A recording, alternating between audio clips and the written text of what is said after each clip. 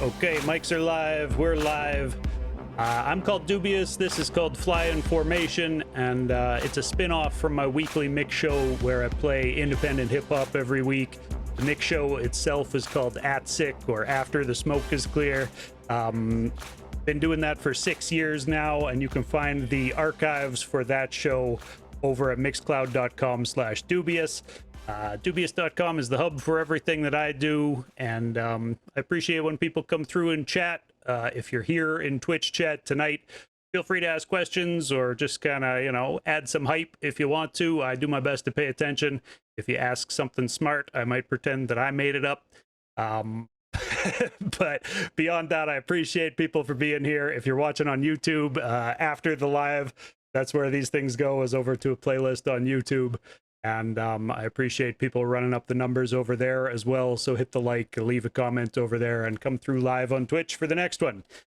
Tonight, my guest is a Toronto-based MC named Stonam. I should say Toronto-based artist, because you produce as well, and all sorts of different musical hats, I believe. But welcome to the show, man. How you doing?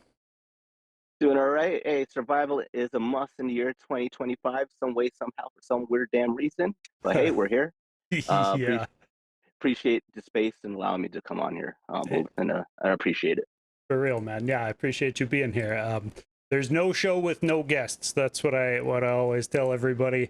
I couldn't just sit here and talk hip hop by myself. So, I have fun being able to kind of pick the brains of different MCs across the country, and even just actually build little relationships with different MCs across the country and network with different artists across the country. It's been a lot of fun doing this show. So I appreciate you for coming through, and all the other artists who have done this up till this point. I think we're episode 106 tonight.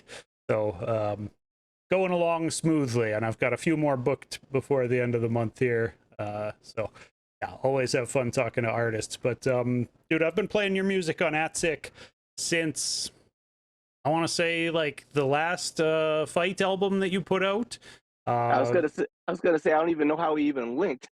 Yeah, no, I was trying to think of that earlier today too, yeah. And I think it must have just been an internet thing. Maybe the algorithm pointed us towards one another. But yeah, I definitely played some of the stuff from the Fight Volume 1 on After the Smoke is Clear, 5 years ago. That was 2020-ish, I think, when that album dropped. Yeah. Yeah, I'd say about 2020. You're pretty much right. Yeah. Right on. Okay, so I guess kind of what's the... Well, no, actually, let's start even before that. Can you just give me some just kind of musical background on yourself? How'd you get to where we're at today over, the long course of life? Yeah, the long course of life.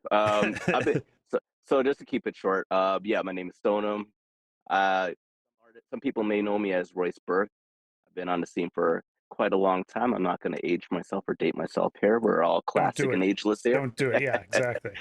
I'm more to being an artist. Like I go into multi genres. So if you don't hear me doing hip hop, I'll be doing jazz. If you don't hear me doing jazz, I do Indian alternative, and I keep it. And when I do those genres, I do keep it in that lane. I don't try to merge it with hip hop too much. As best as possible. Minus for this album, because it was important, because I need to let people know that, hey, I could tackle all these different areas. But yeah, okay. So that's all me in a nutshell. Nice. So, I mean, would you say this album, more so than the first volume of The Fight, was more leaning into that merger of kind of genres a little bit? No, I would say that the first volume, that one was definitely like hardcore, like boom bap. Like I need the drums to hit, smack, and all that stuff. Right. This one, I needed to show that it was like a next step up, like some elevation, some differences, some maturity, growth. I just needed a separation between volume 1, volume 2. Okay, yeah, that makes sense. How about would you say like the style has evolved then since the first one? Like how would you describe in comparison to the first one for this one?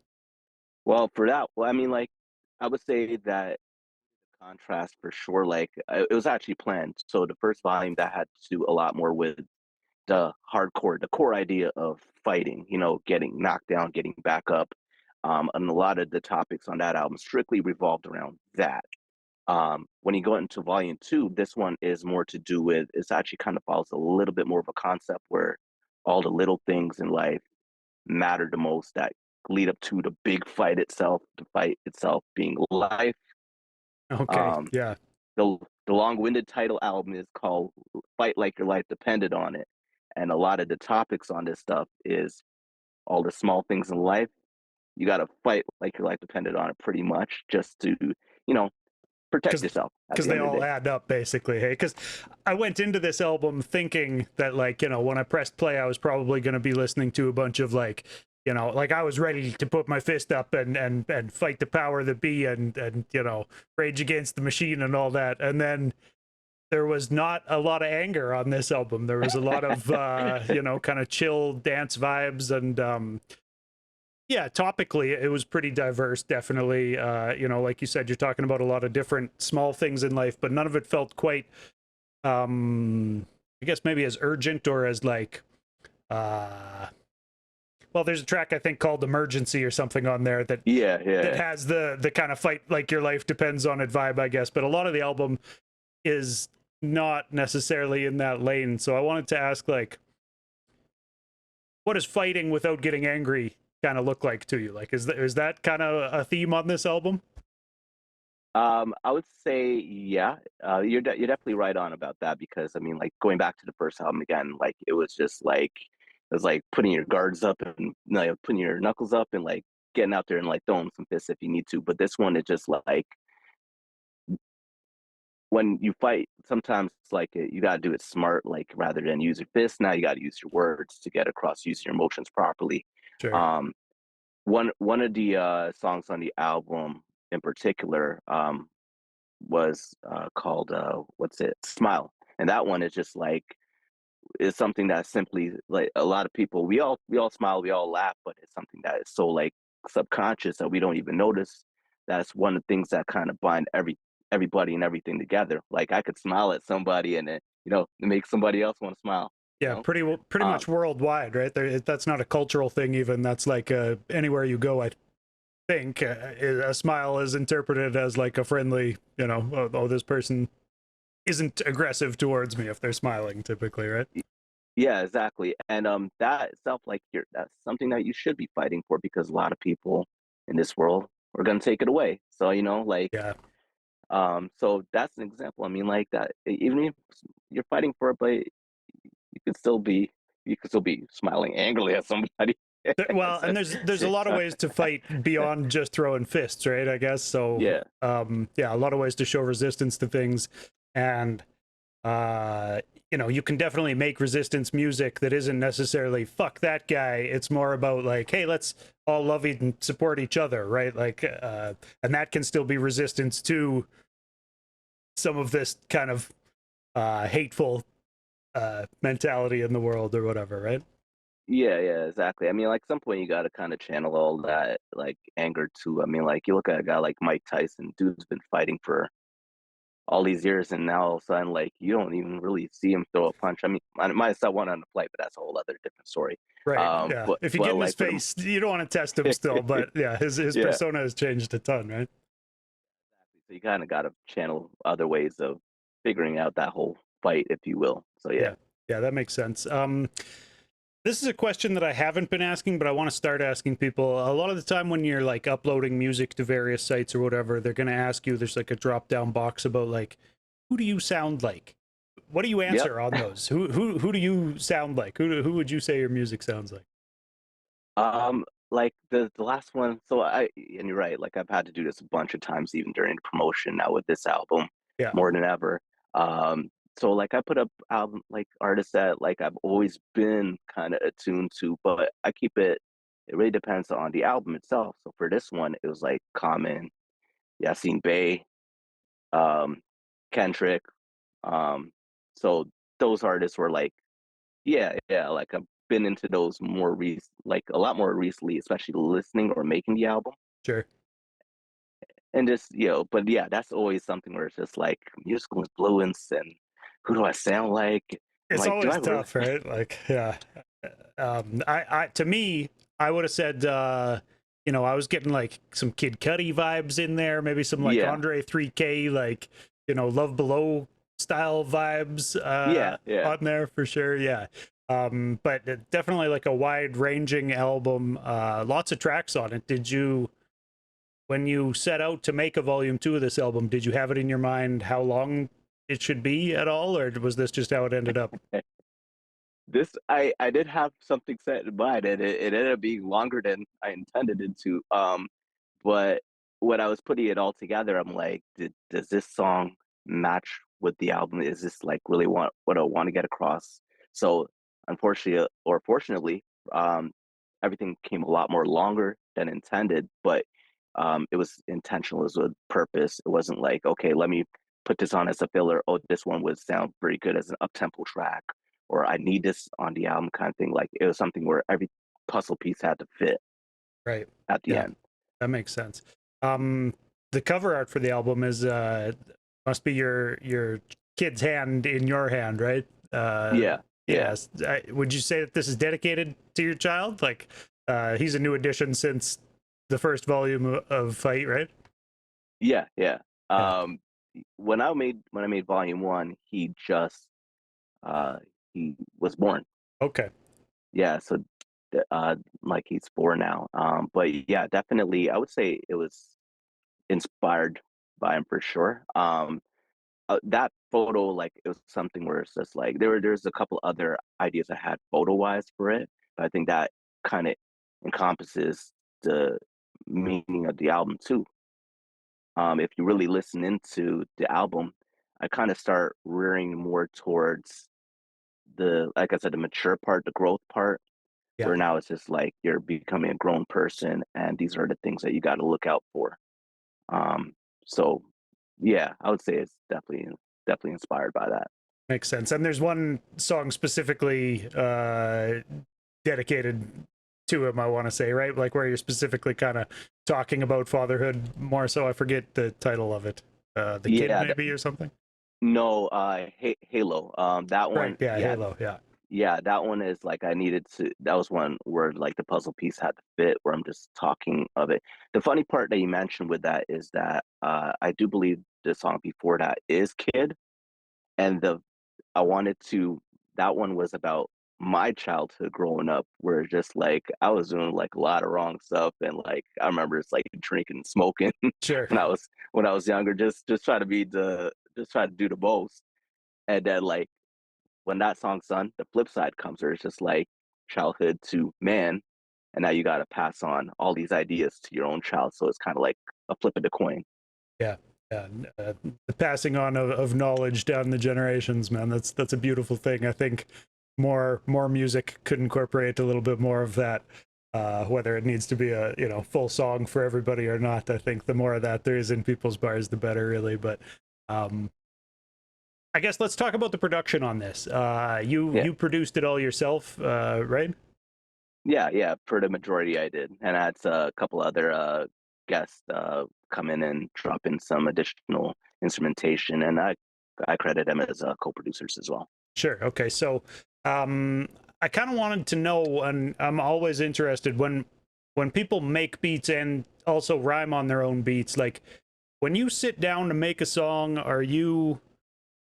do you already have kind of a mood or a goal for the song in mind, and then you start crafting a beat that'll work with that, or does it normally go kind of beat first and just put a beat together and then see where the vibe is going and write about that vibe afterwards? For sure, this one was like it was musically driven. Um, a lot of the music I had for some of them I've had for years, and it's just like trying to have the right idea on it. Right. And sometimes those ideas kind of change course. But definitely the music was the driven component of it. And I think the main important thing is when I'm thinking about it musically, I'm thinking about what direction I want to go on the project specifically. Um, do I want this sound, especially if the song like for particular, like I'm hearing the music, this is what I want to put across. And 9 times out of 10, it ends up sounding that way.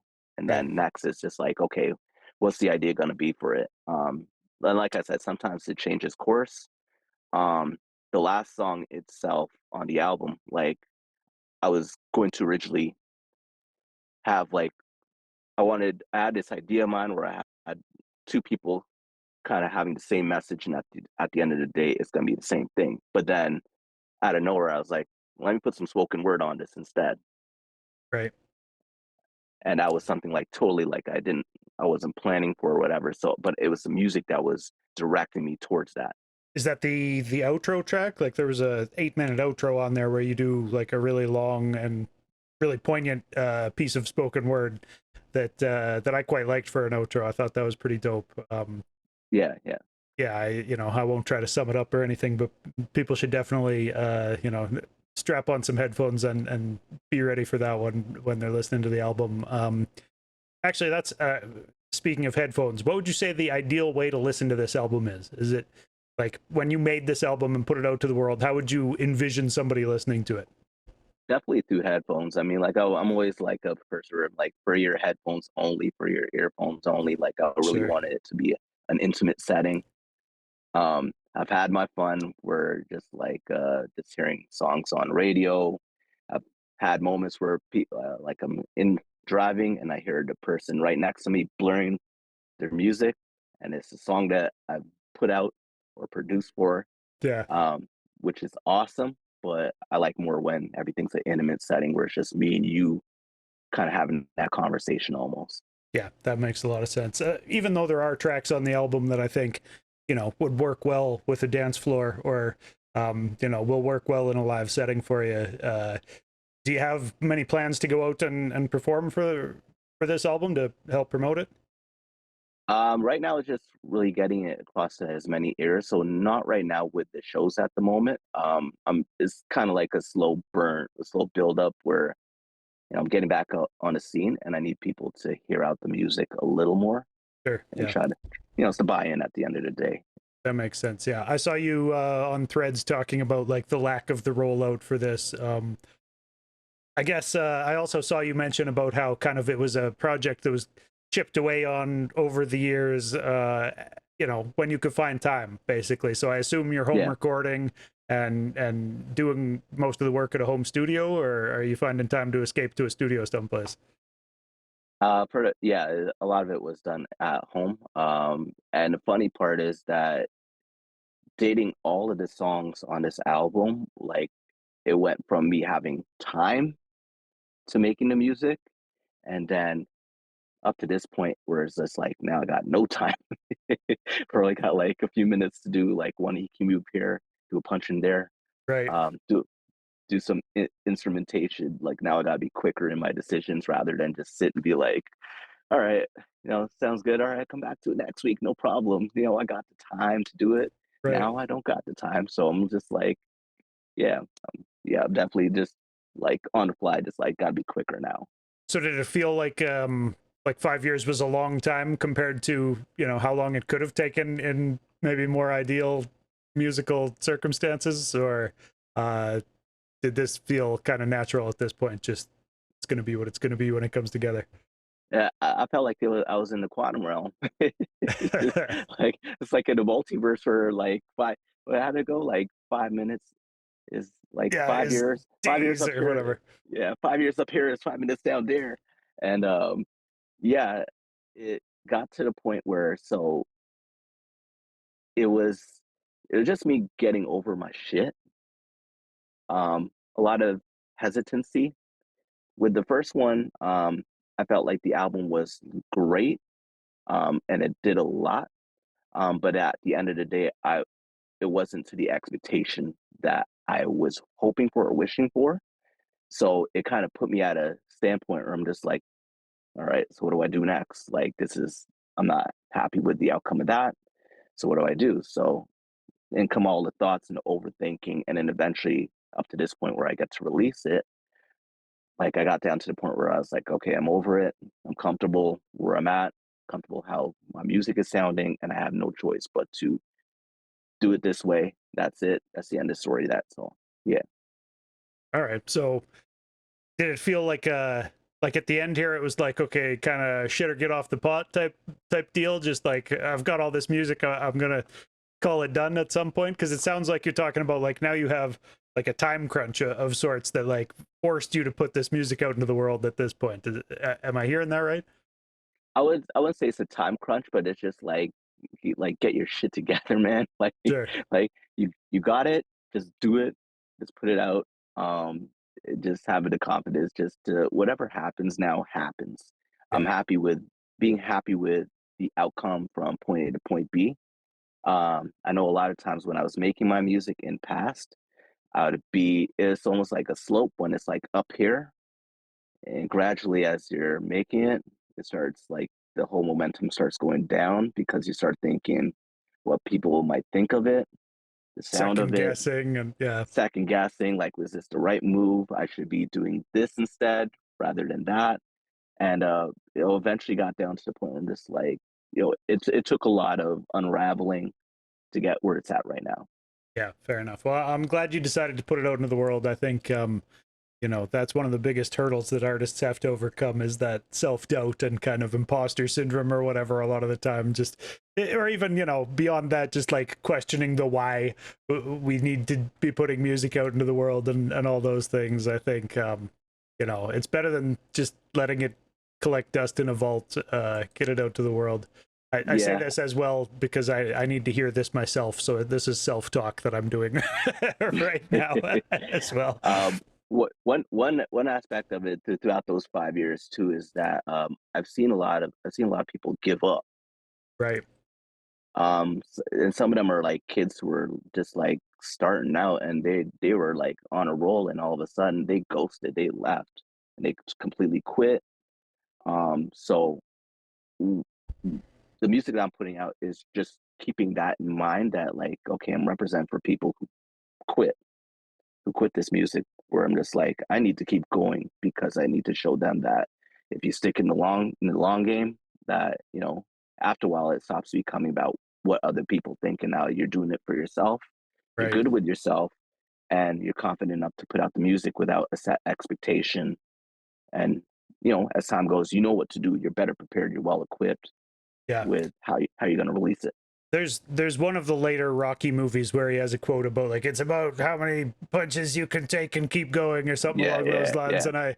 And I kind of had that thought when I was trying to like analyze like what's the theme of this album and how does this relate to the fight? Like it seems like a big part of, you know, surviving that fight is taking hits and just being relentless, continuing on no matter what or whatever. So yeah, I don't know. That was something that came to mind as I was listening through it, is just kind of resilience and the necessity of resilience in even day-to-day life, right? It doesn't necessarily have to be some big war that we're fighting, although it looks more and more like we may have that on the plate here too. But yeah, you know, even the day-to-day life stuff can end up feeling like a war as you're pushing through it day after day, right? Yeah, yeah. The funny part is that how you mentioned that Rocky quote. Yeah. Originally, I wanted to start out the album with the Rocky quote, not from that one. I believe that was like six Rocky Yeah, Balboa that movie. was So a real late one. Yeah, yeah, yeah. I wanted to start out with the Rocky 3 quote, where Apollo Creed's talking to Rocky, where it's just like, "There's no tomorrow.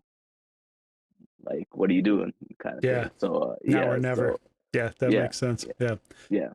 yeah. Um. So the first track's called "Clean Slate" on this album. Did it feel kind of like a fresh start? Like, even though it is a part two, so it's like obviously the follow up to something. You know, you're starting an album calling it "Clean Slate." How much of a fresh start was this? Definitely, it's a reset of sorts. So like I said on the first album, like it was hardcore boom bap stuff, and this one was just like I wanted to challenge. Uh, I wanted to challenge in particular what the music that I'm known for. So it's kind of like a redo of everything. So on this album, you're hearing like trap, you're hearing like jazz stuff, like a lot more like experimental. But in particular with that song, that one is just like, all right, what do you want to say to the world? You know, and because beforehand I wasn't really thinking much like what I want to say like to the world is just like what's on my mind. Right. That's it. Sometimes, especially with the ones where it's just like a stream of conscious rap. Right. Yeah. Whatever comes to mind is what's getting Whatever. said. Yeah. Yeah, yeah, exactly. So like do like a supreme clientele kind of thing. Right. um, Free but this one, association, thought yeah, flow. Yeah. Yeah.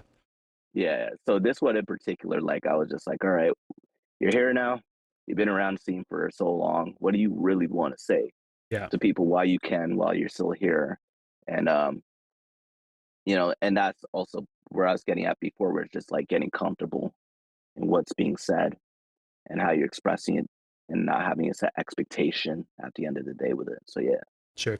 I noticed also you kind of shrugged off the standard issue like 2 minute song format that seems to be I don't know if it's prescribed or if it's just what people do because it's what they're used to hearing, or I don't know if like chicken or egg what started the 2 minute song trend necessarily, but you didn't prescribe to that for Yeah. this album. Was that a conscious choice, or was that just kind of making music however it felt natural?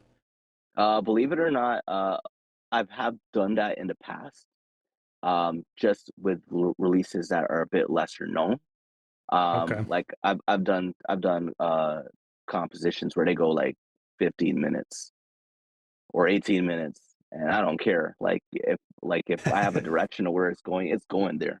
Um, the track For Your Love, that was one where it's just like I want it to be like 6 or 7 minutes. Um, the last song, I was definitely like I needed to be like 8 or 9 minutes, and this is what needs to be included with it. Right. So some of those songs are like well intended. Sure. Even down to the ones that are like 2 3 minutes. Like so, like I do play with time quite a bit. I'm very I acknowledge time quite a bit. Okay. Yeah. Yeah. Um, there's, I guess, some songs that kind of play into each other that almost could have been connected as a song and had, like the beat Yeah, switch up, I think, is like seeing its heyday in hip hop right now. Like you can't do a diss track at this point unless there's going to be a beat change a minute and a half way, through the song. yeah, yeah, It seems like, but you definitely had some tracks on there that transitioned from one song into the next in such a smooth way that I had to like do a double take on the track list to see like, oh, okay, this is actually a new yeah. song right If now. it's the same song, Yeah, yeah. Which I think is cool. And I guess I just wanted to ask you about like sequencing an album so that it works like that. Like, what was the process like so that you could line tracks up like that? yeah. That was another thing that was like pre-planned out. So the funny part is that some of those songs are like marathon recordings, where it's just like I'll be making like 3 songs on that said day, and they just end up flowing that way. Okay. Um, so like as so I'll give you an example. Like on the album, there's hands, uh, breathe, delay, something within those 3 songs, and those were recorded all on the same day. Hands to S Breathe was the transition that I was specifically talking about there. So yeah, that makes yeah, sense. Um, yeah, and so they were all the same session though. Sorry, I didn't mean to interrupt you. it's all good. Yeah, those ones were done in the same kind of same recording sessions. And yeah, that those ones were just like after I'm done at the end of the day, I'm just like it'll be nice if they all connected together. I'm very big on sequencing, except for by Volume One. That was just like let me put out some songs and allow people to know that I'm still around, kicking around, breathing. But this one, I was just like, okay, I need to be cohesive because I like when albums are sequenced. Sure. That means that the thought and the effort were put into it. So Um, so how come the Fight Volume One I don't know ended up being a little bit less intentional than this one? It was just more a collection of songs you had laying around that ended up on an album, or um, I guess what was the difference in deciding to do it that way between deciding to do something more cohesive this time? so Volume One, a lot of it was, it actually was a lot more urgent. A lot of the instrumentals that I made on that album was like shortly before the pandemic even took place, Right. up until the point where we're actually in the pandemic. So it was very, very urgent. Like at the time, like pandemic started happening, I was out in like Costa Rica, and all of those instrumentals on there, like I made it on a plane, I made it in Costa Rica, coming back into Toronto, and so yeah, when you listen to Volume Two, all of these songs are like big. The oldest song, Hands, that's like 9 years old. So all of these albums are just like all these songs are like consideration, where it's just like, yeah, they're gonna appear on something, but how is it gonna appear on something? Right. And what is gonna be the message at the end of the day? So Fight Volume One, that was a little bit more urgent, where it's just like I need to get this out. I need people to know what I'm all about. Volume Two is just like, all right, this is the actual idea that Yep. this is really what I want to share with you right now. Okay, so now we're gonna have to sit down and be like, okay, um, it's a collection of songs, yeah, but these are the ones where it's just like, this is what I want you to listen to. Volume One is just more like, yeah, all about the lyrics, the beats. This one is just like I need the thought put into it at the end of the day, even if it's something that up tempo. There still needs to be a message, and it still needs to be cohesive with what the album is trying to say to you. Sure. So I guess going back to kind of what we said, or what I was saying about this album sounding like it's about kind of keeping it moving through the relentlessness of life, and that fight being a day-to-day thing. Do you think that there will be like an ongoing series? Will there be a Fight Volume 3 years from now, or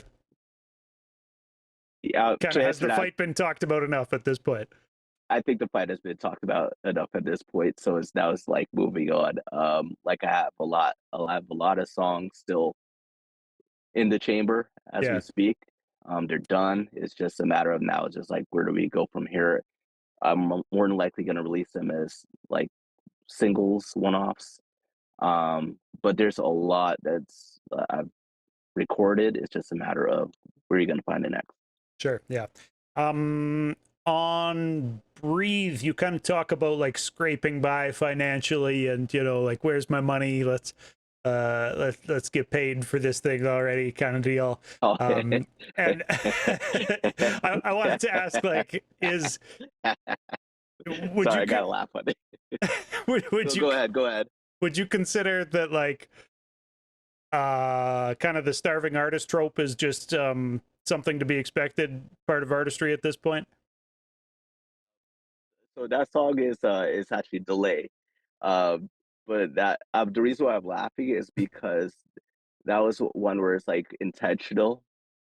It could go two ways on that song, but like just getting to your question, I think it's something that's a common norm, especially us as like Canadian artists. Yeah, Um, but this story on that song is from one side of it, like growing up, like no one taught me how to be financially stable, or like the management of it all. sure. So there goes that one aspect where you're kind of not knowing how to navigate as a musician financially because you don't have the knowledge for it. But then you have the second half of it where it's just like people now are like jerking you for your money Right. and being like, and we've all had those as Canadian artists where it's just like the pay to play, the do it for exposure. Yeah. Uh, so it's Various different I marketing schemes and everything else. yeah, Yeah. Yeah. yeah, the whole Ponzi pyramid marketing scheme going on. It still happens to this day that it's always happened from the start of time, from the start of the music industry in particular. So yeah, I mean, like I think that kind of resonates a lot with Canadian artists very much. For sure, for sure. It's a struggle. I think a lot of the Canadian artists are just scraping by and making music for the sake of it. But that's something that I really appreciate about the output. Honestly, is like that you can tell a lot of guys aren't really like, because the thing is, if you look at music too much as a business, you start trying to make product instead of art, right? Like you're trying to put out stuff to the world that doesn't necessarily have the integrity that it could if you were just making whatever you want to. I think, and so yeah, there's a divide between artists there, where some guys are just really doing whatever they want, and then there's other guys who are really looking at it like, okay, well, I got to pay light bill next fucking month, so like this one better be a hit. Like I better make something that everybody all over the place is gonna love. I don't know. How do you look at that duality? Where do you fall on that spectrum? You know what? Where I'm at right now, like I'm blessed enough because even though like on this like talking about like not having the financial knowledge, at the same time I've been blessed enough to read a book about business and still have a passive income thankfully over the years, like since I've been making music. Sure. Um the thing about it is that throughout the time I've been making music, I've heard the horror stories. Like up to this day I still hear the horror stories where this artist screwed over this producer, even in Canada, like it's still where it just happens. Yeah. And just having that knowledge of knowing when you're about to get jerked or someone's about to screw you over is always a great thing, especially with that whole duality of it. Yeah. Um, but definitely, I think just where I sit on it is very important to. If you don't have, if you might not know how to work with money, but if you know the business and you can read a book and you know the laws and contracts around it and the language in it, you probably much have the law of the land, if you want to call it that. Yeah, makes sense. Yeah, it's good knowledge to have in your pocket. Some of that background business stuff before you start trying to wade too deep into the capitalist side of the music industry, because yeah, there's a lot of sharks in those waters. They'll come out and take advantage of people who don't know their way around a contract, or who don't even know kind of the industry norms of things, right? Like they'll take Yeah, advantage of the new artist who just doesn't know that that's not a thing that anybody does to, pay to play or whatever. It is at this point the thing people pay to do, and it's become more and more popular. But yeah, things like yeah, that, it's easier to trick the youth into it. yeah. That's for sure. Yeah, even down to the financial grants too. I mean, like that's something where it's just like I know a lot of people who don't get the financial grants and the people who do get the grants. And I, after a while, I start finding that there's not really a difference unless you're on this level as an artist, where it could work out for you. But then, like compared to this artist down here, where you get the grant, but now it's just like, all right, what do I do with it? What do I do with all this money? Yeah. You And see how am I people gonna like work it that out? drop an album and it sounds real polished or whatever because they've paid the studio time and stuff, but then there's no like follow up to it, and a lot of the time those people end up disappearing, it seems like, or you hear from them 10 years later when they get another grant some of the Yeah, time, stuff like yeah, that. But yeah, exactly. And even with that, I mean, like the grants, like there, like there's a lot of politics behind that too. So this whole industry is just like built on the politics and the bullshit of it, and it's just like it's very important that you know how to navigate through it all without catching an L. yeah, 100%, man. I guess speaking of navigating through some of the industry bullshit, I saw you on Threads as well talking about like pushing through, kind of feeling, I don't know, dejected that with some of the response from radio shows, and it got me thinking. So you've got a track on there called Validation on this new album Yeah, yeah. where I correct me if I'm wrong, but I think the bar might be after the smoke is clear, I don't need your validation. And I was like, oh, well, all right then. I hear Okay. you, Stonam. Thanks, man. That's not directed at you. Okay, we're good. We're good. We're good. Okay. All right. Because Yeah, yeah, I heard it and kind of thought to myself like, all right, but then you're on Threads talking about like feeling rejected by radio shows that you don't feel are giving you the validation you deserve. So I wanted to ask about that. What's the proper amount of validation for someone like myself with a radio show to be giving to artists? I know hip hop has this thing where like nobody wants to co-sign one another because like nobody wants to be labeled as like, oh, he's dick riding, that guy's just fucking on everybody's coattails, he wants to get yeah, famous off everybody else's shit. But at the same time, like I genuinely hear so much good music that's getting slept on, and I just want to fucking play it for people, right? Like i yeah, am I am operating in the red. For anybody who looks at what I do and thinks like, "Oh, this motherfucker's just taking off of the Canadian industry," I am not. I am definitely operating this business in the red. buying all the music I play and doing my best to support artists. But yeah, talk a little bit about that validation track and whose validation you don't need, I guess.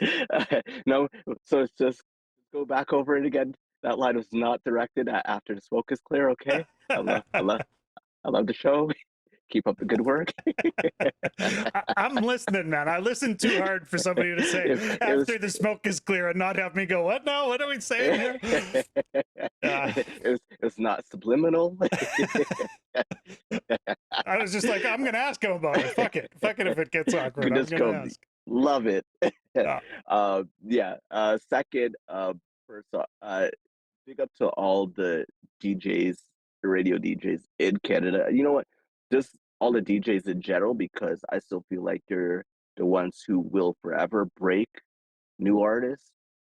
So there's importance to them no matter what, especially in Canada with all the campus radio stations and podcasts. Everyone plays a certain role, and it helps build up the scene and help people be aware of who the local artists are and local talent in the country or in Canada. A lot of dope college shows and community shows across the country. I can vouch for a lot of them for sure. Yeah. Very, very. And the next thing is that regardless, and I tell some DJs that regardless of if they play my music or not, they'll always have my support because they're doing something that it takes a lot to do, a lot of time consideration, such as like a show like this where it's just like you're curating, have questions lined up, and that takes a lot of time and effort into your life and whatever you're doing. So that is something that's very important as well. Now, getting back to the song itself, or actually going back to the Threads quote itself, it was something where I believe I said something along the lines of um, getting discouraged because I don't have the support. And then thinking about it 5 seconds later, let me go send off this record to 5 more radio stations. That is because I've seen a lot of artists get discouraged, and I hear it. I talk to a lot of artists about it where it's just like, no one's listening to my record and no one's supporting it. And this is both between here and the US. Like I talk to a lot of artists who are coming up, Yeah. and they're like why isn't my song going like viral? Why is it not getting the likes that it should? Yeah. On social media. And a lot of artists have that feeling. I think that's pretty universal. It's tough to get traction out here, right? People want to listen to the big billboard artists or whatever. So yeah, I think I see a lot of what you're talking about there in a lot of different artists too, and hear a lot of that sentiment. Yeah, so I mean, like, it's very important where, like, yeah, you don't need that validation. You got to really thrive through this, you have to be very forward in what you're doing. Where, like, even if you're thinking about those kind of things, where there's the struggles with it, it's discouraging, yes, but you got to keep going. Like, you gotta be like, snap second, all right, snap out of it. Send this record off to 3 more places because you never know at the end of the day who's supporting. Going back to Fight Volume 1 actually is funny because today I was just looking up to see like, all right, how's the record doing? And next thing you know, Fight Volume 1 pops up and I see an article of seeing like artists and albums that you need to hear. And my album showed up on that article and I'm like, why didn't I read about this 5 years ago? Why did this pop up out of nowhere? So this is a good example of you never know who's listening to it as long as you're sending it out there, whether it's an old record or a new record, and that's the validation that you need. You have to validate to yourself that hey, there's a like even though you're hearing this artist over there and they're making all these moves and getting all this traction and all that stuff, that's them. This is you. You got to make the best of the situation. Your music is slamming. It's great. Now you got to get out to the world, and whoever gets it, gets it. Yeah. And that's all you need. Jokes aside, that was what I took from that validation song. I just had to ask because it mentioned after the smoke is clear in the lyrics, but maybe after maybe to reissue, I'll change the line. No, don't do it. Don't do it. I'm Come on, gonna play that song and it's scratch over top of it or it's something. Pull it back a few times it's a on that quick one. punch in. There you go. um, but no, I mean, I definitely resonate with the idea that an artist has to look inward for validation rather than look outward, and that the people who are really only in it for kind of external validation and you know, props from people, they're not going to last long because those props are tough to come by. You know, it's one of the reasons that I started doing After the Smoke is Clear and Fly in Formation, is just to give props, you know, just because somebody should be giving props to all these dope artists across the country. And there's not a lot of organizations doing it if you aren't kind of like one of the 5 people nominated for a Juno every year or whatever. So yeah, I agree with you that more people should just be making art for the sake of making their art and getting their message to whoever it might get to. You know, just put art out, I think, would be Yeah, my message. like I mean, like the messed up part about it is that like even with social media, like so the perfect example of validation is that like if you want that check mark, you gotta go pay for that. So now you gotta go pay for your validation. Yeah, You gotta pay for that validation. That's screwed up. right. Yeah, well, and then the algorithm will promote you to more people if you've got the blue check mark. And Yeah, even stuff like I sometimes beat myself up. You know, I'll put a interview online and a month later it'll have 30 views or whatever, and it's like, I mean, I guess that's 30 more people now have watched an interview about a Canadian rapper or whatever. It's something, but like, I think a lot of podcasts would have given up at this point. Most podcasts yeah, make it to episode 4 and they go like, "What? We only had that many views. We got to shut this down. We look lame." And like, I just do not give a fuck how many, you know, like whether it looks successful or not. I sometimes when I post the clips think about like, should I hide the like count on this? Like, do people see that it has 13 likes and go like, who are these fucking losers, and scroll on and then hit like on the Drake post? Or like, you know, I think there's a lot of people in society who are afraid to show support for something unless it's already massively popular, right? So hiding right. behind big numbers is certainly a way to get, and you know, that's why you get people buying streams and stuff like that, so that when somebody hits your Spotify, it's like, oh, there's 30,000 monthly listeners, this guy's popping, you know. Like, not that 30,000 is high for Spotify numbers or whatever, but it would be high on my fucking songs, you know. If I saw that number, I would think that that was better than having 15 monthly listeners or whatever the fuck else, right? It's tough, man, with numbers like this. Everything is so I don't know, so It, spreadsheet it's formatted, you know. yeah, Yeah, yeah, and it's hard to even to tell the results. right. Like how like and even if something is successful the first time around, now like can you do it again? And that becomes another story where it's just like so especially in that manner where it's just like okay this one's not successful. It's like all right what do I do now? And it throws you back at square one. Right. So so it's very important not even to look at those numbers. And look, like I've been doing the music once again. Not gonna date myself here for how long I've been doing it, but I remember where you have to it was radio, word of mouth, promotions, posters, you name it. And sometimes going up to those shows and being like, you know, like my stuff is good. And now you got to convince somebody to actually listen and Yeah. like. And now it's determined do you like it in person or you don't like it. You go to the radio stations, you drop off your CD, and now it becomes a game of do I like the CD or do I not like it? And it'll be in real time. Like I remember first time like dropping off a song to the radio, and as soon as I walked out, went back in my car, the DJ's playing it Nice. because they took the time to listen to it. And it's like, okay, give Yeah. it some give it airplay. Getting people to press play is half the battle, right? If you're making good music, it's half the battle anyways, getting people to press play, because um yeah, people are very doubtful of things, right? They Yeah. it's tough to get people into new stuff, but um Yeah, there's so much good music out there getting slept on as a result of it. It's just it's a shame. Um, can I ask? Oh, I guess before we kind of move on from talking about the album specifically, I've been asking Mm. people like, is there a theme or a specific line from the album that you hope people don't miss? Kind of like a thesis statement for the album that you hope people take away from it.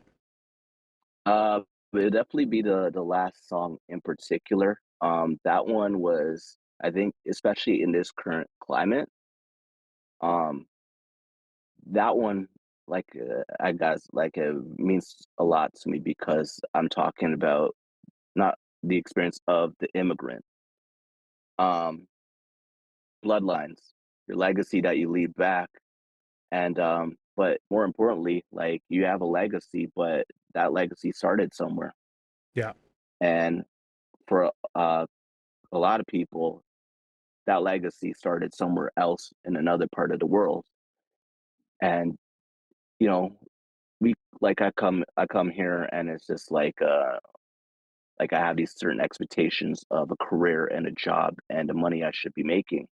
But then, like, I might look back at my parents and they come from another country and they come here with like $20 in their pocket. And now they got to make the best of a situation. They got kids, whatever dream they had, they have to leave it on hold because now they got kids and now they got to work this job. They're not thinking about why not, why am I in this job or why am I earning this amount? Not why am I have put my dreams on hold for this and that and the third. yeah, They're thinking about their kids. They're thinking beyond that. They're thinking about their bloodlines and what they want their kids to leave back. So that's something where it's not only telling a view from my side, but it's telling a view politically where we're at in the I was current time state. And just it's so about to it's say just it's very timely to talk about immigration struggle right now, right? yeah. With what's going on in America. I guess I know a lot of artists are shy when it comes to me asking them political questions. So Yeah. I have been trying to do a little bit uh, every episode where I ask about like, you know, whether it's our federal elections that just passed or what's going on in the states with ICE and them being on the verge of civil war. It seems like got anything to say about the ICE situation in America? This is screwed. I have friends in Cali who are there in the moment and just I don't know what they're even thinking. It's definitely not the greatest time for anybody right now. Yeah, Um, and just I'm still trying to wrap my head around that and just who's like I don't even think it's people who actually work for ICE anymore. Like yeah. this It is seems this is to like be militia the guys. It could conspiracy be theories. anybody, right? Could Yeah. be anybody, exactly. So I'm still trying to rack my head around that, and and obviously it's not a great situation that none of us are in agreement with. Like it shouldn't have to come to that point. Yeah, hell yeah. I think you know, even saying what you said about immigration on the final track of your album there is a good way to use a bit of a platform and the I encourage artists to do that. I know a lot of the artists I've talked to have told me like, "Oh, I stay out of politics because I don't have a strong enough opinion to start preaching to anybody or this, that, or the other thing." But in my personal opinion, I think it's important that artists, you know, if you're going to be the guy on stage with the microphone, you should probably say something. Fucking say something that means something to somebody. Uh, don't just go up there and regurgitate a bunch of cliches at us. You know, which it seems like a lot of rappers are happy to do, and it's fucking losing me, man. At this point, I can't even lie. Like the times in the world right now, I don't think it's time to make another song about like how fucking cool it is to have diamonds and sell drugs and whatever. Like, yeah, I have less and less patience for that stuff as time goes on. Um, so I guess just thank you for making some music that has a little bit more to offer and something beyond the surface value for people to try to soak up and think about after the music ends, you know?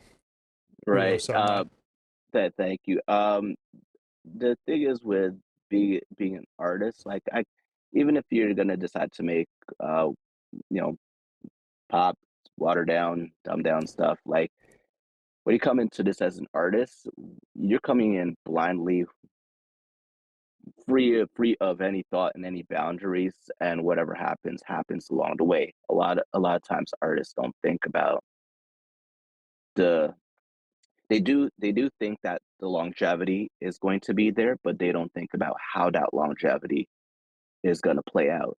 Hmm. Um, so it goes where just like if you're going to make those tracks where it's just about songs about nothing, you better make them great. Yeah, You better be cream of the crop, because those that's pretty much in the 1%.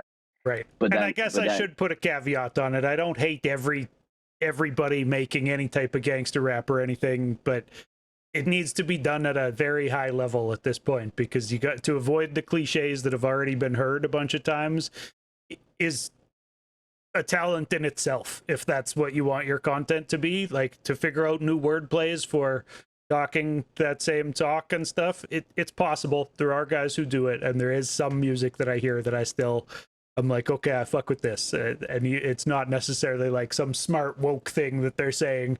It's, just some wild out music, or some music about like the reality of what they see in life too. There is some of that stuff out there that I think has a place, but yeah, yeah. I gotta say that like the song that is still,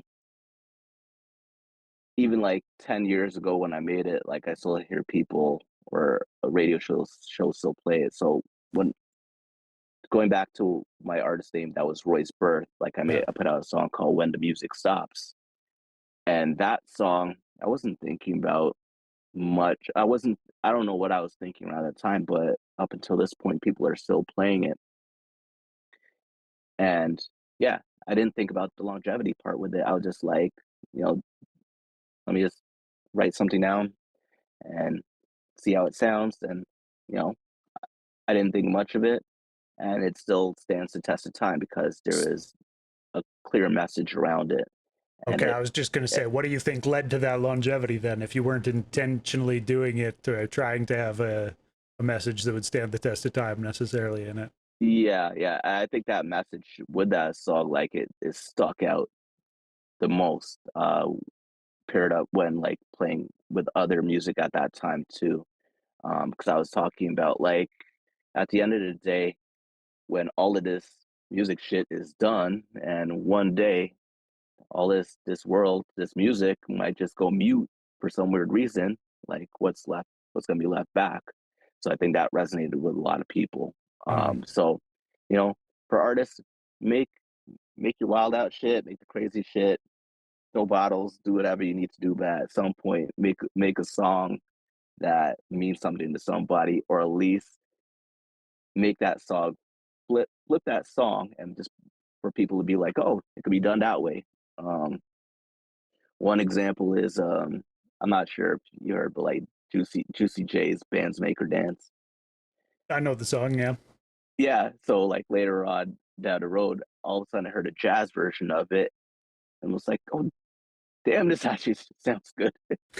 so so Juicy J figured out a way around all of this stuff to keep his longevity going. So that's what I mean by like, if you gotta, it's okay to flip your sound, that same sound, flip it into another way and make people think, oh, it could be done that way. So Yeah, there's many different ways to go and approaching with the music. But yeah, for sure. Well, and hip hop is so beautiful and wide ranging at this point that I guess I should check myself. I do try to not say what artists should or shouldn't do. I should just say that what I like most is when there's a message to the music. Because if people are making music with no message to it and people are having fun listening to that music, and sometimes that's me, like I was saying, there's a time and a place for everything, really, and all the power to them. Ultimately, I guess I'm not trying to tell anybody that they shouldn't be doing a thing in music. Make your art however the fuck you want to make your art, I guess. But Yeah. I'm allowed to have a preference, damn it.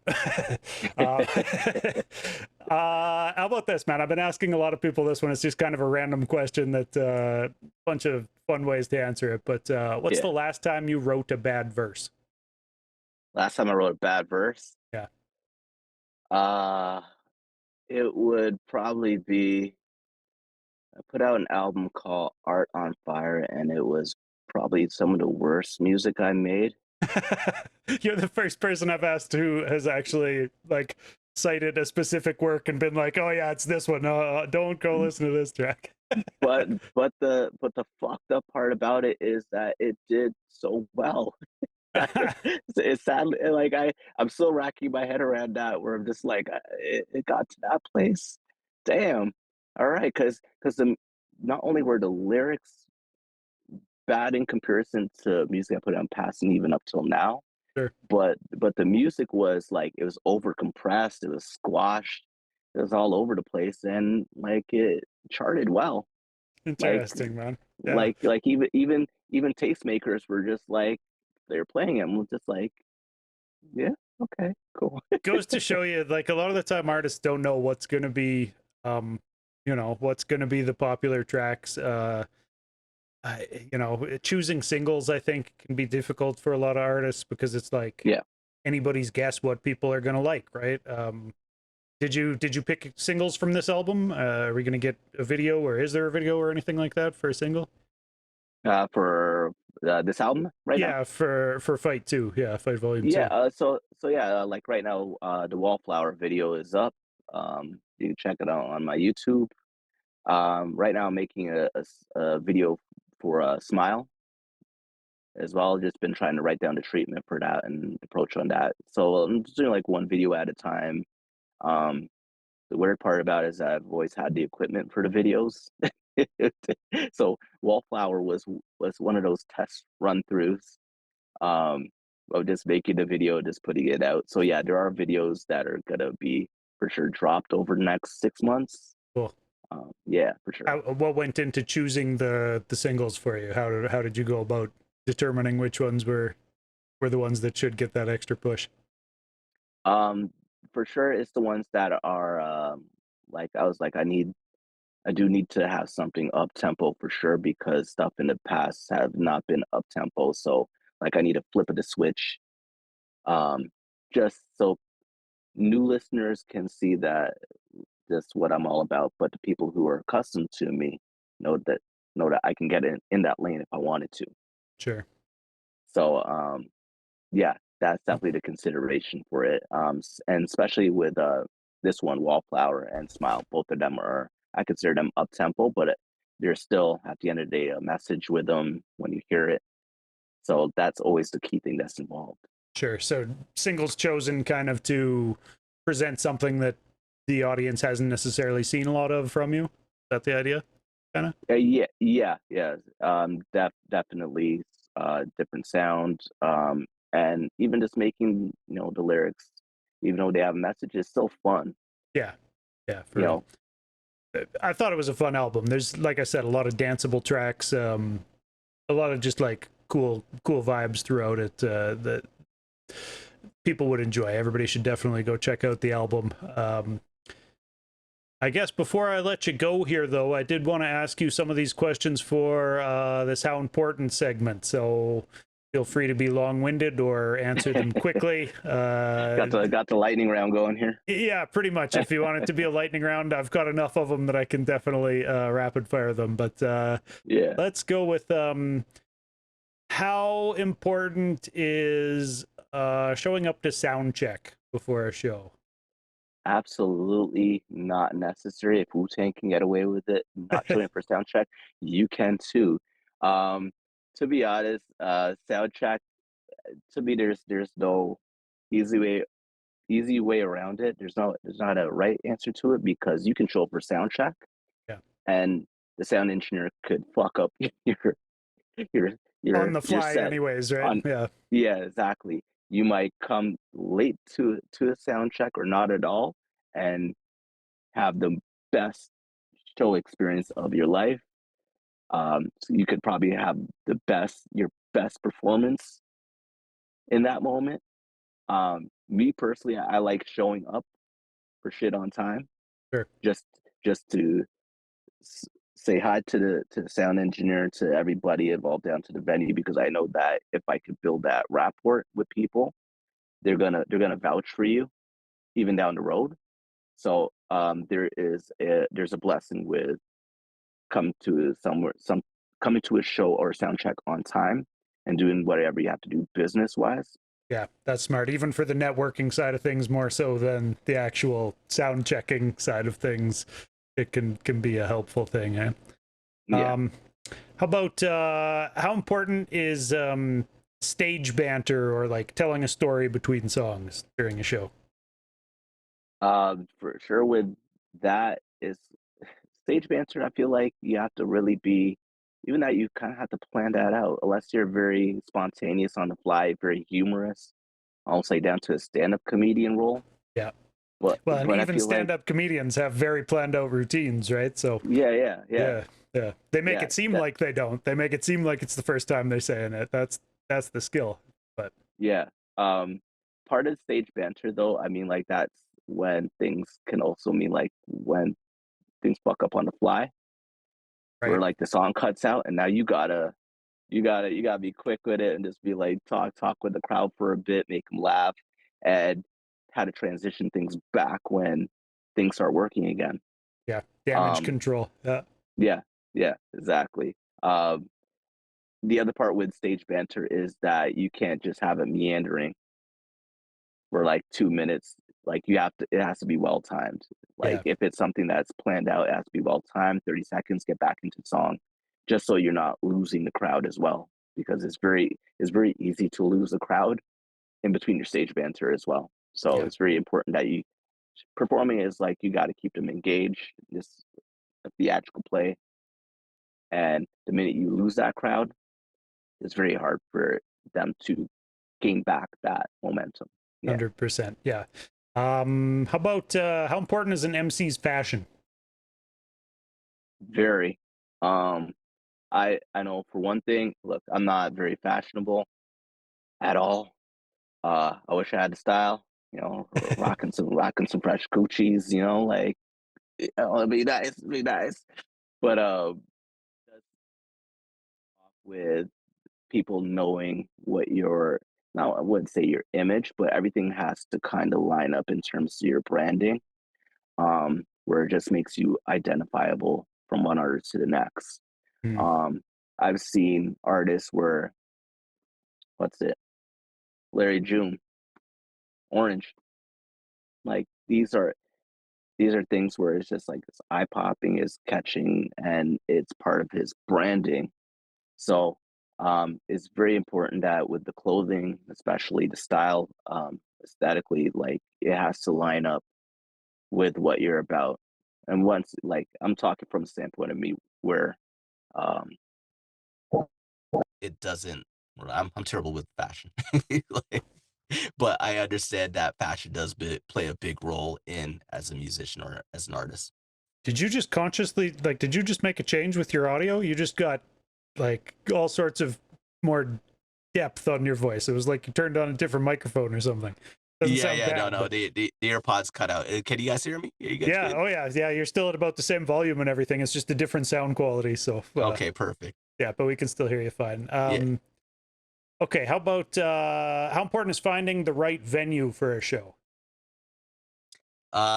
It's very. I wouldn't even say that's important too much because I mean, like, I think when when you're performing at shows, you have to make the best of it in a way. Doesn't matter what the venue is. You could be at the corner of the street. I You was could just be at thinking the a same well-known thing. venue.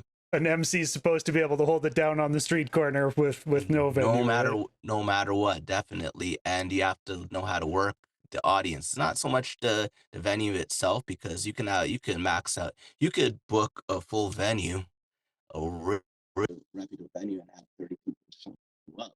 Now it becomes a game of uh how engaged you are with the audience. Right.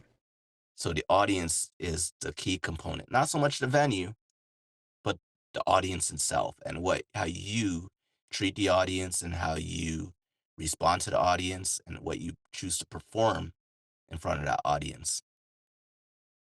Yep. That checks out. How about how important is any substance to your artistic process? Like, weed, alcohol, whatever else may tickle your fancy. Um, it I don't think there's a right way to approach this at all. Yeah, I've that's the heard a beauty. lot. None of these have a right answer. It's all just like to you Yeah, personally. Yeah. What do you yeah. figure? Like a lot of the recordings from other artists I've come to love, they're high on some shit. Right. They're on P. They're on crack. They're on acid. They don't give a fuck. They're doing it. Yeah. Yeah. and, There's and been a they're lot of good music made on all sorts of hard drugs for sure, and man. and and it fucks me up because they'll perform it live and they remember the songs word for word. So it's just like, you know, it doesn't really matter to me at all with that. Like I've made records where I'm inebriated, and you know, I don't really find a difference between being sober and, you know, Yeah. unless I don't show up for the session or just fuck up the song completely. But otherwise, I don't find a difference. Yeah. Right on, man. How about well, let's ask this because we were just talking about the difference between Fight Volume 1 and Fight Volume 2 kind of is a concept. So, how important is having themes or concepts to your albums? You got to really be with themes and concepts, you have to really think it out and know kind of like what that means in terms of the listener perspective, because you might lose the listener easily. Opposed to something where it's non-linear, you might have like going back, like having some party jams, like things to keep the party moving and all that stuff. Um, so if you're gonna do something with a theme and concept, it better be good. Um, it better be engaging. And at the same time, it needs to be thought out Yeah. well, like very well from point A to point B, and how you want to construct it. I think there obviously there a lot more effort and time goes into that, and that might take some time off your age doing that too.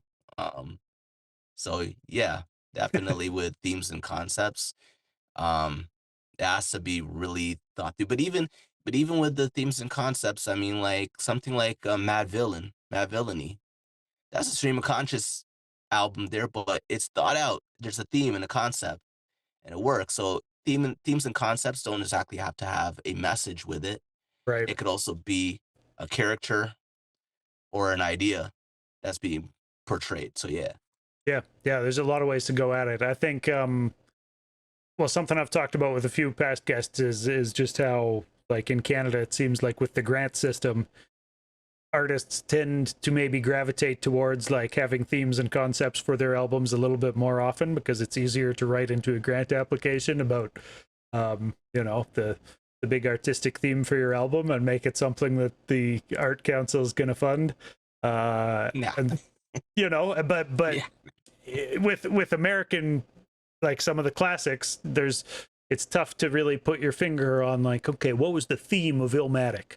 What was the theme of 36 Chambers? Like, yeah, there's kind of themes like tone wise and stuff to it, but Yeah. I think there's a lot of great albums that don't necessarily have concepts, but our grant system really loves a concept album. Well, if you're gonna fucking put an essay into your album, you might get a grant for it. But let me transition from that into asking, how important is getting grants for a Canadian artist? Absolutely not important at all.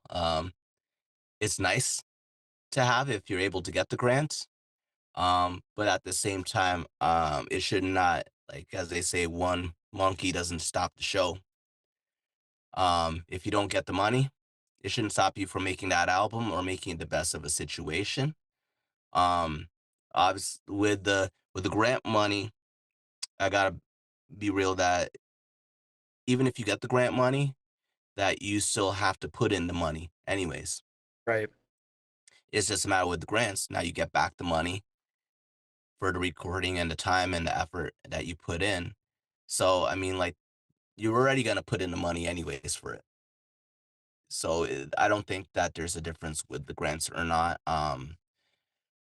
So it shouldn't deter you or stop you because once again see a lot of artists, they get discouraged, especially with the grants. I always see posts being like, I applied for this grant and I didn't get it. Yep. I applied for that grant, I didn't get it. I've had stories where artists have been like, I applied for the grant and I got rejected. I sent the same application and I got accepted. So it's the luck of the draw with that, but at the same time, it doesn't stop the music Well, that it you're could putting depend out. who the competition was on, year to year too. Maybe Yeah, that same application was the strongest one in the second year, but the first year there was somebody better or whatever. You never really know, but yeah, it's a bit of a mystery as to how they are really choosing those people. I've been to grant seminars where they tell us how they choose those people, and I've interviewed people on this show where I talked to them for 2 solid hours about the grant system, and it's still a bit of a mystery to me what does or doesn't necessarily get people grants. Sometimes I see people getting grants and think like $19,000 for artist development for who now? Like, who is this yeah, person and what are they gonna do with 19 grand? But yeah, then you see one album from them and you never hear from them again. yeah, So yeah. yeah. How about how important is making music videos? I think there's a wide variety of opinions on this in 2025. Um, yeah, there's a wide variety on that opinion, and at the end of the day, it's a medium. Like one way or the next is, I don't find a difference between the 30-second video on TikTok opposed to the 3-minute video that you see on a YouTube or wherever you find it. Right. At the end of the day, it's awareness that Yeah. you're putting out to the world. Um, Now, a matter of if it gets 30 views, if it gets a million views, that's all unpredictable. Especially now where it's all like luck of the draw, where people who end up going viral, they didn't expect to go viral at all, Right. or for a video to blow up. Videos are, and I hate to say this, because I'm an artist who prides on the music. I want to hear the music. Like, you're either an audio person Yeah. or you're a visual person. I'm in the same boat as you. I saw, oh shit, it was somebody famous. Oh, it was The Alchemist. He was getting a lot of shit for his new him and Badu have a new Yeah, single out and it has AI art on it. And so he was getting yeah, shit for it. And one of his responses to the criticism was, I listen to music with my eyes closed. And I was like, yeah, ooh, that's a bit of a mic drop moment. Like, because that's kind of how I feel too, is like, who gives a fuck what the cover art is? Like, yeah, honestly, let me listen to it. I know that marketing wise, it should have nice cover art to draw people in and like convince the normies that it's something that they should click on. But like, to people who are actually listening to lyrics and like want music for the sake of music and not just as like background noise, I don't think we fucking care that much about like a visual yeah. There are some who do, but I'm not one of them, that's for sure. I relate to what you just said. yeah, yeah. And I've sat in on quite a few different workshops, and they stress the importance of, like, yeah, get like video and just put it out, like even if it's just like you standing in a corner, just put it out. And at the end of the day, it's awareness of what you are as an artist, regardless of the expectation or the outcome of it. Like I said, like, I'm more of the auditory person, but I understand that some people more will like, they need the idea, they need to see it Yeah. rather than hear it. And I think even beyond that, it's not, there's just no app where people are swiping through music in 5-second clips. Like, I guess you could do that on Spotify, just like throw on some random shuffle and swipe. Maybe people do that. I don't know. I don't do that on Spotify or on any of the streaming apps, but I do swipe through TikTok and just go like, okay, next, next, next until something catches my eye, right? Yeah, So in that way, I guess, yeah, you gotta, it's just another entrance to the funnel to get people back to your music, right? yeah, Ultimately. Yeah. Yeah, and even just studying like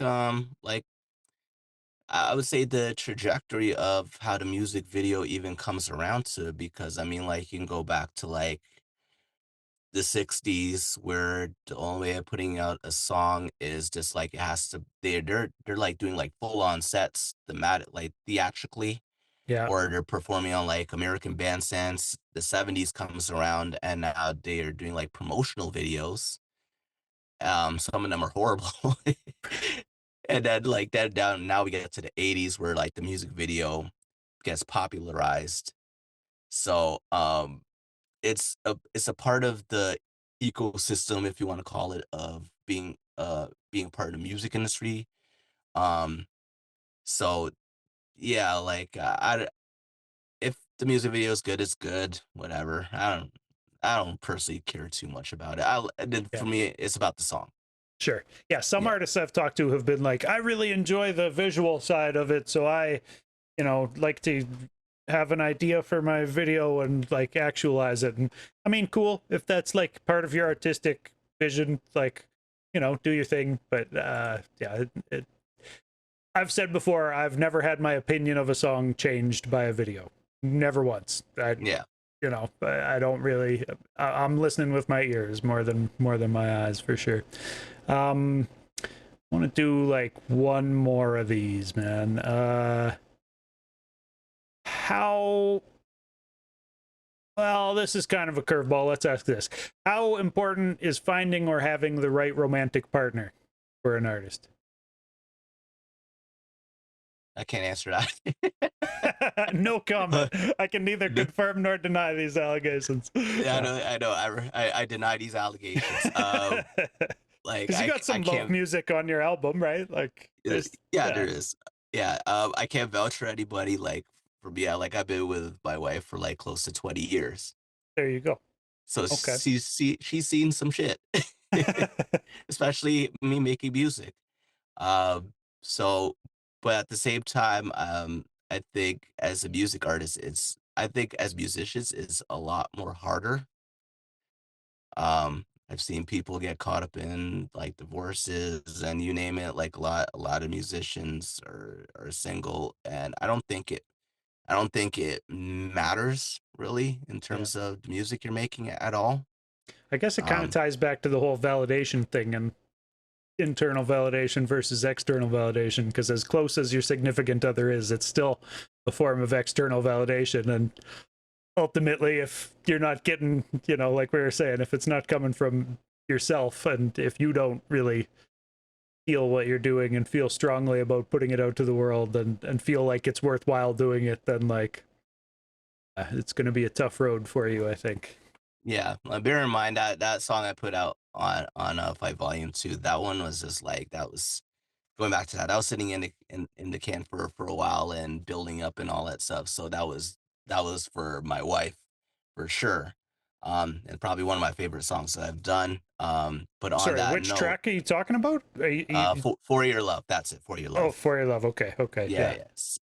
So, but I don't think the romantic aspect really plays into it. Yes, I mean like for some artists, it's allowed them to create the best song that they've made, the yeah, most well-known song that they've made, but I don't think it's their defining moments. It's not their end all be all as a music artist. It's romantic. That aspect is part of the emotional tool set we carry as people, as yeah. musicians and artists and so forth. So it's just one little part of the puzzle. Well, and there's probably been as much good music made about heartbreak as there has Exactly. about, falling in love and finding the right one or whatever too. So yeah, Yeah. you can make good music out of any situation if you put yourself in the right spot and do it, I guess. Um, all right, man. Well, I appreciate your time. We're over an hour here. There's a couple things that I ask everybody before I let them go. Can you describe your local hip hop scene? Local hip hop scene, it's evolving one way, whether you like it or not. Yeah, What in terms of whether you are in agreement of it or not, what the sound is and what they're saying as artists is going to evolve around us, whether we like it or not. And that's a beautiful thing.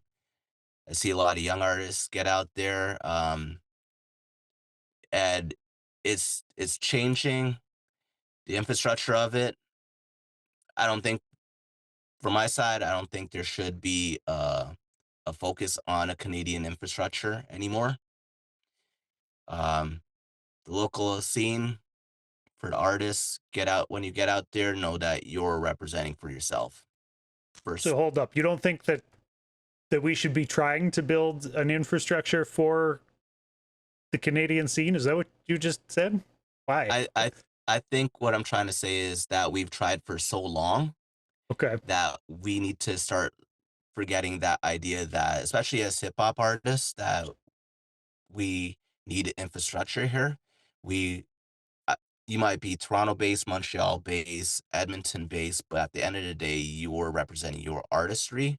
hmm, Take it out to the world.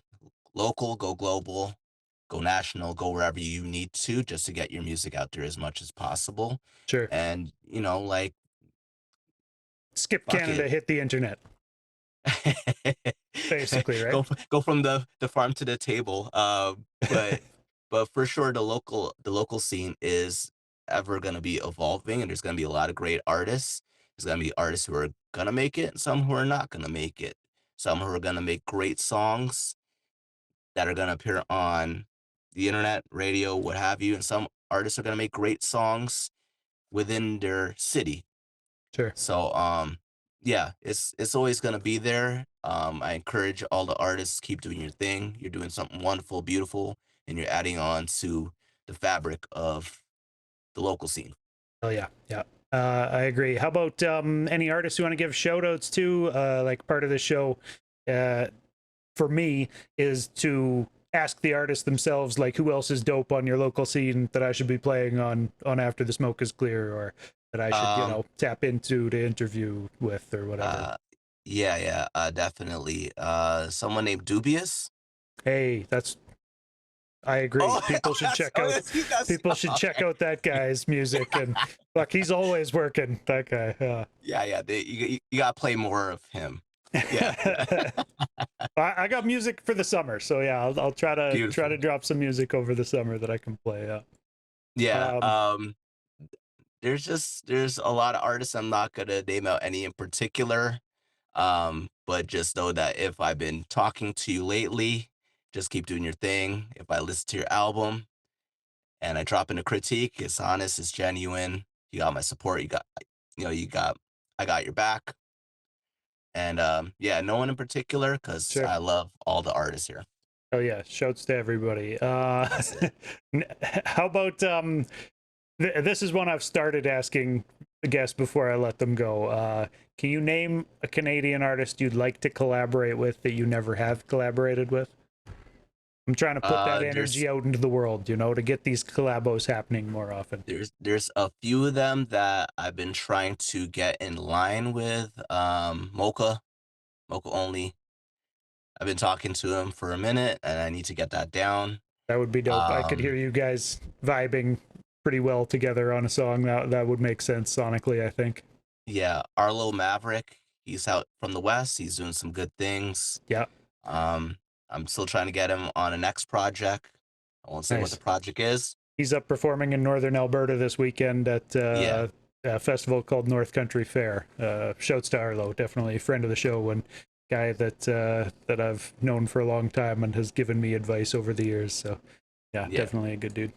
yeah. And then Socrates, like that There you go. one's a little far fetched. Hey, Shout out to aim Socrates, high. I love him. It's a Yeah, little far no, fetched. I asked Quake last week and he said like Alanis Morissette and Drake or something. And Yeah, I was just like, all right, man. Yeah, I hope we can We're- manifest that into reality for you. Let's I need fucking do Randy it. Bachman on a track. Come on now. Yeah, Let's get right. it.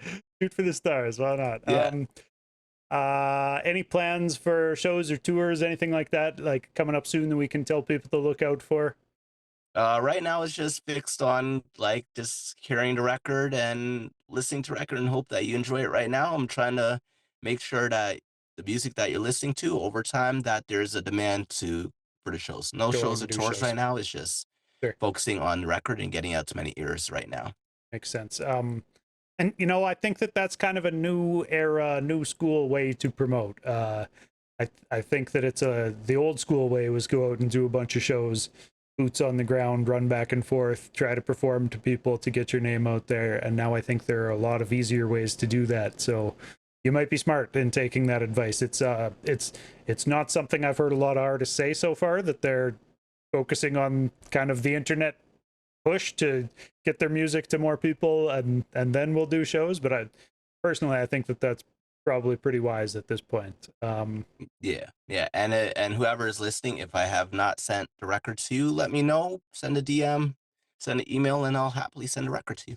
Nice. Where can people find it at? It's stonam.bandcamp.com. Is that right? That's it. Yeah, that's it right there. That's the one Right on. place where you find the album. I'll add that to the above us as this entire interview happens for people to watch. Yeah, and I'll add it in post. Yeah, I'll add it in post. What we pros say. How about where can people find you on social media most often?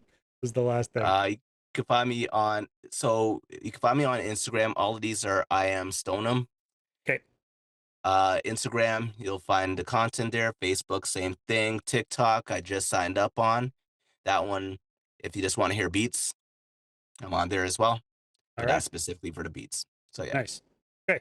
Well, I'll make sure that I hit follow on all those places so that when I start posting clips from the interview, I can tag you properly. But appreciate your time doing this, man. Wish you all the best on the continued rollout for the new project, and definitely recommend it to everybody. Well, thank you for getting me up on here. It's long overdue. Hell yeah. Yeah, keep doing your thing. Love the show. Right on. And yeah, man, keep that same energy going. And to everybody out there, keep that same energy going, even with the crazy ass world that we're in right now. Yes. Stay up, everybody. Stay up. Thanks, man. I'll talk to you next time. Yes. Peace.